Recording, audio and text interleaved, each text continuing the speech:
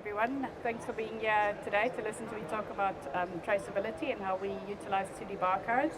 Just to start off with, my name is Nolene de Villiers. I work for Woolworths and my title is the Head of Industry Solutions, which is a relatively new role in our business. And just to talk for a moment about my role in Woolworths, we've been working with industry and internally in Woolworths to understand what does traceability mean for us as a retailer, but also trying to understand what's happening across industry from a government perspective around where traceability is going as well. And one of the things I've been very fortunate to be able to do is work with a lot of the industry groups around doing trials and tests around what does end-to-end traceability mean. And that's what I want to share a little bit more detail with you today. And I was just saying, it's kind of nice, the previous presentations. I don't know if all of you have listened to the previous ones, but Roberto Olivares from Woolworths started earlier this morning talking about the Woolworths journey on 2D barcodes as well. And I was saying to the Matthews team, there's a very nice depiction at the back of the stand which talks about 1D or traditional barcodes being today, and or the history or the past, and then data matrix being today, and then QR codes or GS1 powered QR codes being the future. And that's pretty much how we've looked at it as a business as well. So I'd say from a global perspective, Woolworths are leading the way in terms of the use of 2D barcodes. Just to recap for those who didn't see Roberto's presentation, it is around using data matrix, around date code management, and a couple of other use cases in our stores. But what I want to talk about today is how we look at how 2D barcodes can unlock opportunities for us as a business around end-to-end traceability.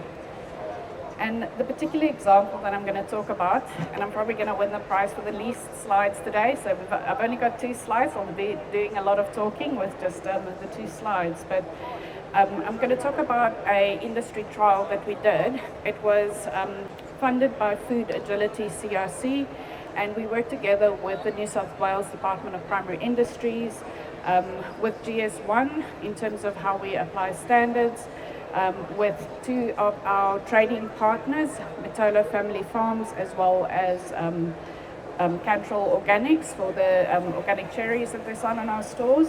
And the purpose of the work was to test the end-to-end traceability capability. And I suppose each of the stakeholders that were part of this project had slightly different objectives that they wanted to achieve through the work that we did. And one of the big takeaways, and for all of us who worked on this together, and for those who saw Greg's presentation earlier, we worked with Greg and Fresh Chain in terms of unlocking this capability to us as a retailer, to New South Wales DPI, as well as to our growers.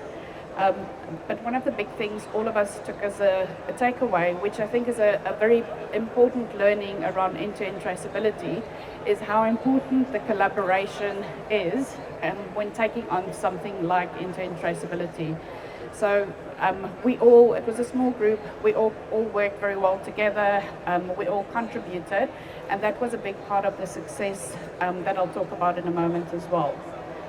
So just to go into a bit more detail, one of the things that we started off doing is working around what are the critical tracking events and the key data elements, which is kind of traceability language.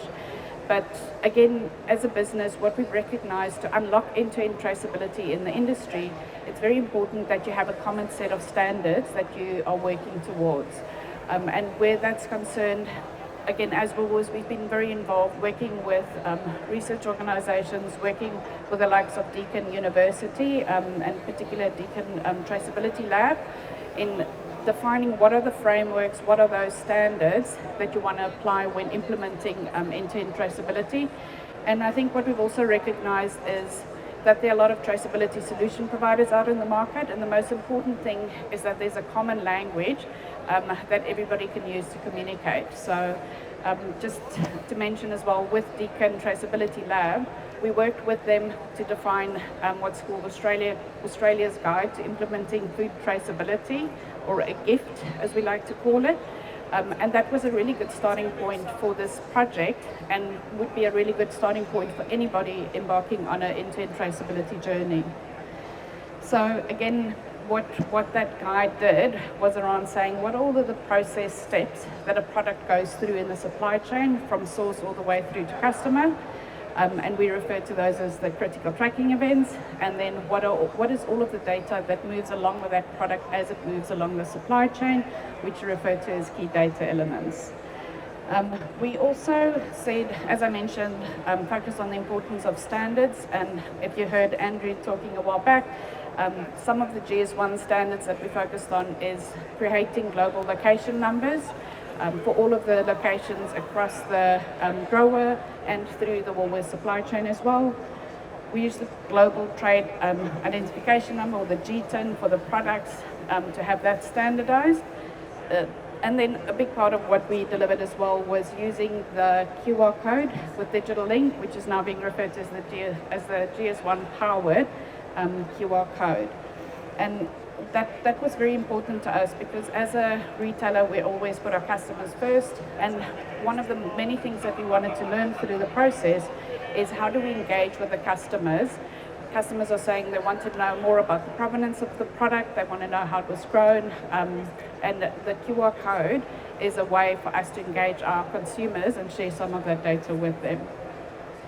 In Greg's presentation earlier, I think there were multiple learnings through the process, but one of the important things is that the call out to the customer on the QR code is quite important.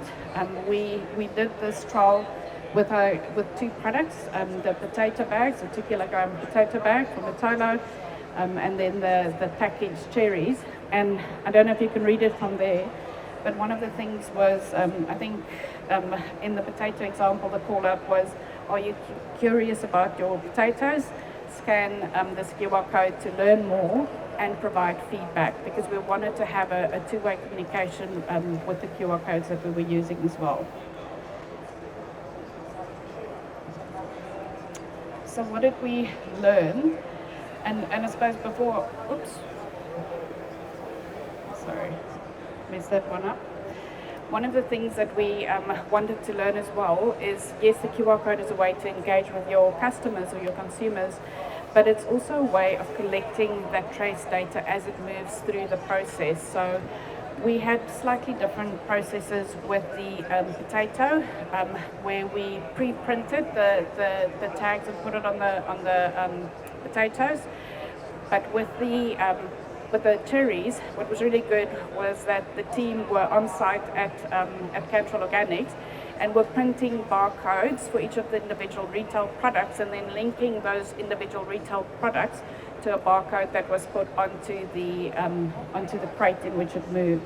So in that way, it connected that trace data for us. So in terms of looking at some of what of the key learnings were, the first one is around the ultimate aim for us was to see, and that was across the different stakeholders, for us as Woolworths, but also for New South Wales DPI, was were we able to successfully track and trace a product?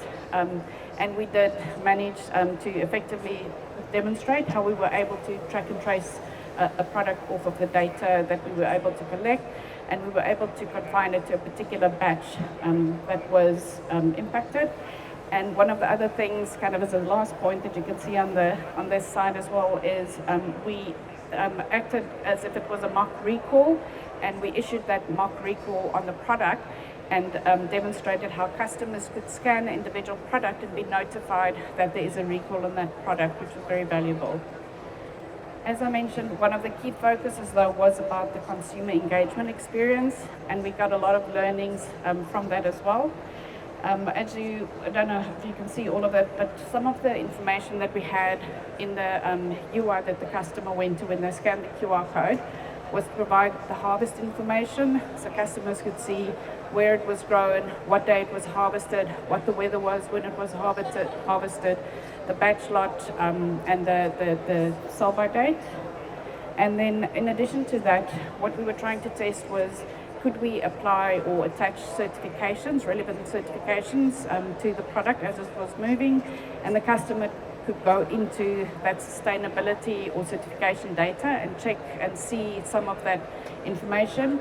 which a lot of the customers gave positive feedback on. As an example, one of the customers had scanned the potatoes and found the Motolo modern slavery statement and commented on how good the modern slavery statement was. So lots of opportunities there. We also provided the nutritional information. We provided recipes as well. And then there was a section where customers could give feedback around the product. But we took the opportunity as well to get a little bit more information from customers and asking some questions, which was optional. So we asked them, why did you decide to scan it? Because we're trying to learn what entices customers to scan and learn more about the product, so that as we move forward, we can get that engagement rate as high as possible. And then we asked also, where did they scan? Did they scan in the store, or did they go home and scan it before using it or after using it? So we managed to get a lot of interesting information. I think Greg showed some of the samples earlier as well. Generally, all of the customer feedback was positive. They really liked how quick it was to get to nutritional information.